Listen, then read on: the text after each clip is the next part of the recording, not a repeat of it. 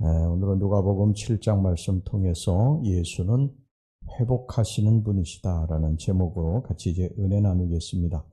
예수님이 이 땅에 우리를 치유하러 오셨습니다. 우리의 영을 치유하시고 우리의 육을 치유하십니다. 그래서 누구든지 예수님을 영접해 드리면 예수님으로 말미암아 우리 영혼과 육신의 이제 치유의 역사가 나타나고요, 회복의 역사가 나타납니다. 예수님 우리의 약한 것을 강하게 하시고 우리의 병든 것을 고치십니다. 뿐만 아니라 우리의 열악한 환경을 고치시고 또 우리의 심령을 고치십니다. 이것을 믿는 자마다 큰 기적과 이적을 볼 것입니다.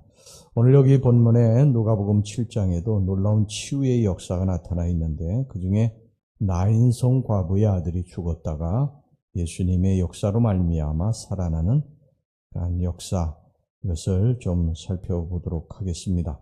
하루는 예수님이 나인성으로 들어가셨어요. 이 나인성은 어디냐면 나사렛에서 남동쪽으로 약 7km 정도 떨어져 있는 작은 성입니다. 그런데 이 나인성에 가면 지금도 이제 많은 무덤들이 있어요.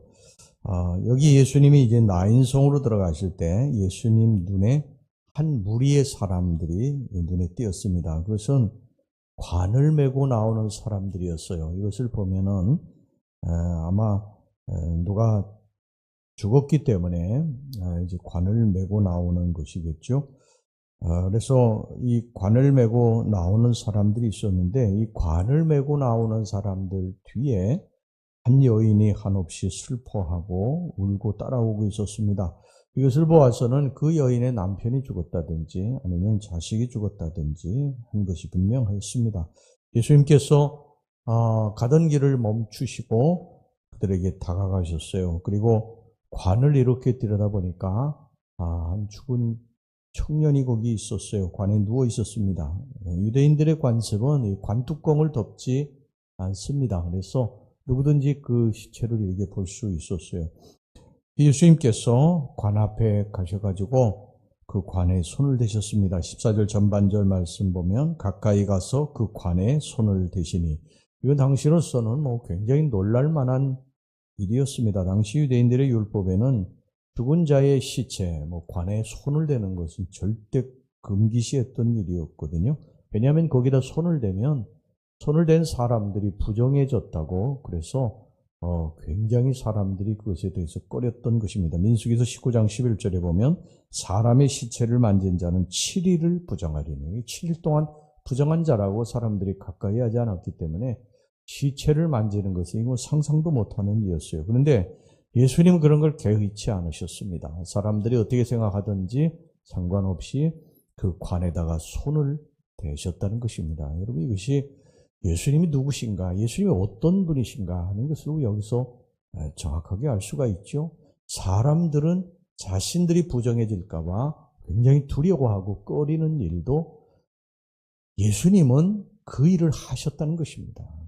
그 일을 하신 이유는 뭐냐면 그 여인을 불쌍히 여기시고 그 청년, 죽은 청년을 불쌍히 여기셨기 때문이시죠. 예수님은 그런 사랑을 가지고 계신 분이십니다. 우리는 살다 보면 사람들에게 참 실망할 때가 많아요. 믿었던 사람, 또 자기가 그렇게 많은 사랑을 베풀었던 사람들에게 버림을 당하고 배신을 당하고, 예수님도 그러셨지 않습니까? 예수님도 이렇게 많은 사랑을 사람들에게 베풀어 주셨는데 나중에 십자가에 달리시 다 도망치고 사람들이 배신했잖아요. 돈으로 팔고 저주하고 이렇게 배신당하지 않았습니까? 이게 사람들을 바라볼 때 참 절망스러울 때가 있습니다. 건강할 때 옆에 있다가 병들었다고 떠나는 사람도 있고요. 부자일 때는 옆에 있다가 가난해졌다고 떠나는 사람도 있습니다. 그래서 사람 때문에 참 많이 낙심을 하는데 우리 예수님은 그렇지 않으신 분이시다. 우리가 이거 생각할 때 정말 감사하지 않습니까? 계속해서 보겠습니다. 오늘 여기 본문의 11절에 보면요, 허다한 무리가 예수님의 뒤를 따랐다고 그랬습니다. 11절, 그 후에 예수께서 나인이라는 성으로 가실새 제자와 많은 무리가 동행하더니. 그런데 많은 무리가 예수님을 따라서 이제 동행했는데 어느 누구도 관을 메고 슬퍼하며 우는, 정말 절절하게 우는, 자식이 죽었으니까 뭐 얼마나 슬프고 애절하겠습니까? 그런데 그걸 관심 없었어요. 오직 자기 일만 관심이 있었어요. 내가 어떻게 하면 병을 고칠까? 어떻게 하면 내가 가난한 자가 좀 먹을 것을 얻을 수 있을까? 배고픈 자가 먹을 것을 얻을 수 있을까? 어떻게 하면 우리 가정에 축복이 임하게 할 수 있을까? 이런 것만 관심이 있었지 다른 사람의 슬픔에 대해서는 전혀 관심이 없었던 것입니다. 그런데 예수님은 그 수많은 사람들 속에서, 그 무리 속에서 불쌍한 나인성 과부를 돌아보셨다는 것입니다. 여러분, 이 사실을 알 때 우리가 정말 감사하지 않습니까? 우리가 예수님 믿는다는 것이 얼마나 감사합니까? 수많은 사람들이 나에게 아무런 관심도 두지 않고 또 나를 배신하기도 하고 나에게 실망을 주기도 하지만 예수님은 그런 나에게 끝까지 사랑을 베푸시고 그리고 나를 바라봐 주시고 나에게 은혜를 베풀어 주신다. 그런 분이 내게 가까이 계신다. 이게 정말 감사하지 않아요? 오늘 여기 본문에 있는 아인성 과부는요, 그의 인생의 최악의 순간을 맞이한 거예요. 남편도 일찍 죽고 그리고 이제 그의 아들 하나 소망하며 살아온 것입니다. 그의 아들이 그 여인의 소망이었어요. 사는 이유였어요. 그 아들 때문에 사는 것입니다. 아들 때문에. 이제까지 목숨을 부지하고 산 것은 아들이 그래도 살았기 때문에 그 아들에게 소망을 두고 살아간 것입니다. 그런데 그 아들이 죽은 거예요. 그러니 이 여인에게는 아무런 소망이 없는 것입니다. 이게 살 이유가 없어지게 된 거예요. 더군다나 그 당시 유대법에 의하면은요, 이제 남편이 죽으면 남편의 재산은 아들에게 가요.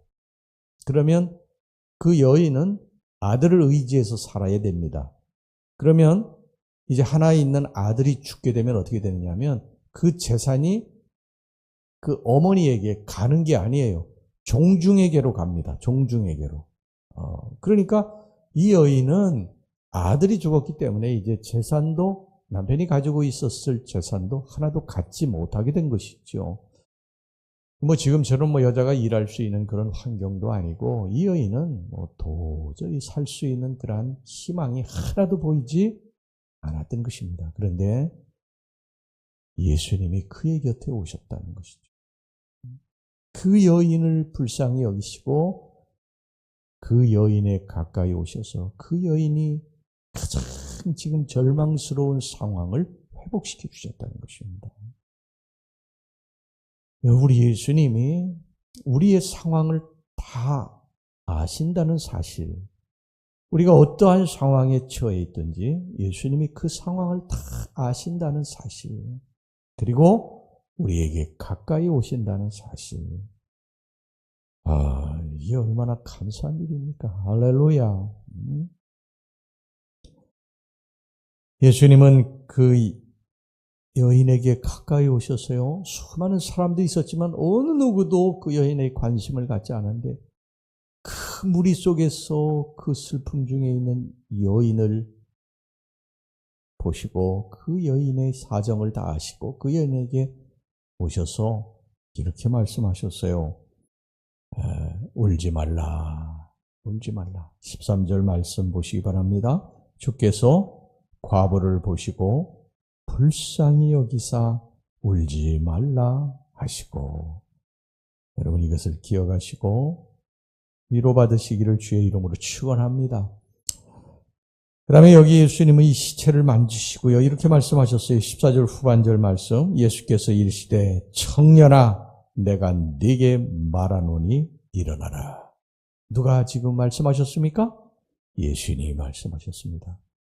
내가 말하노니 너는 일어나라.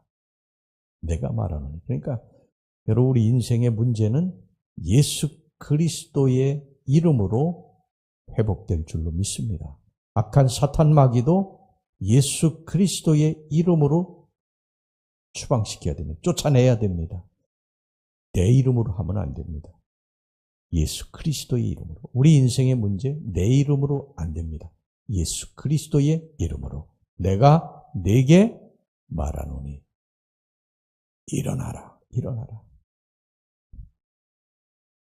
이렇게 말씀하시지 어떻게 됐습니까? 15절 전반절 말씀 보세요. 죽었던 자가 일어나고 말도 하거늘 완전히 다시 살아난 것입니다. 그리고 예수님은 그 자식을 그 어머니에게 주셨어요. 15절 후반절 예수께서 그를 어머니에게 주시니 완전한 회복이죠. 완전한 치유입니다. 예수님은 완전한 회복과 치유를 우리에게 선물하십니다. 이 나인성 과부는 이제 다시 살 소망을 찾게 된 것이죠. 기쁨을 찾게 된 것입니다. 예수님을 만났기 때문입니다. 우리 인생에 살 소망이 끊어진 것처럼 힘들고 어려운 분들이 계십니까? 예수님이 여러분 곁에 계심을 믿으시기를 바랍니다. 그분이 우리를 회복시키실 것입니다. 치유시키실 것입니다. 누구의 이름으로? 예수 그리스도의 이름으로 회복시킬 것입니다. 예수님 우리를 사랑하십니다. 그래서 예수님이 이 땅에 육의 몸을 입고 오신 거예요. 그리고 지금도 살아계셔서 우리의 가장 힘들고 어려울 때 우리 가까이 오셔서 우리 형편을 아시고 가까이 오셔서 우리의 인생의 문제를 예수의 이름으로 회복시키십니다. 그 예수를 믿는 우리들의 삶에 이런 놀라운 치유의 역사가 일어난다는 사실을 기억하시고 여러분 절대 사람 때문에 환경 때문에 낙심하지 말고 예수 그리스도 그분의 이름으로 일어나 회복되고 치유되는 역사가 저와 여러분들에게 일어나기를 주의 이름으로 축원합니다. 네, 기도하겠습니다. 하나님 아버지, 예수님은 이 땅에 우리를 치유하러 오셨습니다. 회복시켜 주시려 오셨습니다. 예수님을 사랑하셔서 우리의 형편과 처지를 다 아시고 우리 곁에 가까이 오셔서 사람들 우리들의 일에 대해 전혀 관심 없는데 우리 예수님은 나를 사랑하시고 나의 가장 가까운 곳에 계셔서 나의 형편과 처지 아시고 회복시켜 주시고 치유시켜 주시는 분이신 줄로 믿습니다. 나사렛 예수 그리스도 이름으로 주님 저희가 치유되고 회복될 줄로 믿습니다. 지금 환경 어렵고 힘듭니다. 하나님 여러 가지 문제 때문에 답답합니다. 그래도 언젠가 예수 그리스도의 이름으로 우리들이 일어날 것을 믿습니다. 그때까지 믿음을 가지고 주님 붙들고 끝까지 행진하게 주시옵소서. 예수님의 이름으로 기도하옵나이다. 아멘.